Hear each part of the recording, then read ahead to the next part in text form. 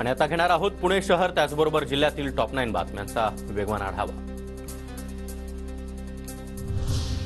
पुण्यामध्ये सलग तिसऱ्या दिवशी देखील जोरदार पाऊस। पुढील 4 दिवस विजांच्या कडकडाटासह पावसाचा अंदाज। पुण्यातील भीमाशंकर परिसरातील पाझर तलावामध्ये 14% पाणीसाठा। भीमाशंकर परिसरातील नागरिकांना पाणी टंचाईच्या झळा। सावित्रीबाई फुले पुणे विद्यापीठातील विविध विभागांचं शैक्षणिक वर्ष जाहीर। 1 जुलैपासून वर्षाला सुरुवात, तर 19 मे 2025 रोजी शैक्षणिक वर्षाची सांगता होणार। पुणे विभागाचा सीबीएसई 12वी बोर्डाचा 89.78% निकाल। टक्केवारीमध्ये मुलींनी बाजी मारली।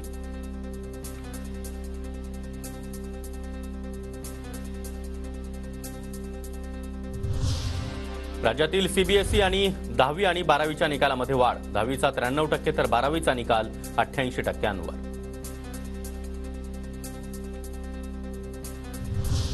पुण्यामध्ये ट्रेडिंगच्या नादामध्ये महिलेनं गमावले 36 लाख रुपये। व्हॉट्सअॅपवरून तक्रारदार महिलेशी संपर्क करत 36 लाखांची फसवणूक।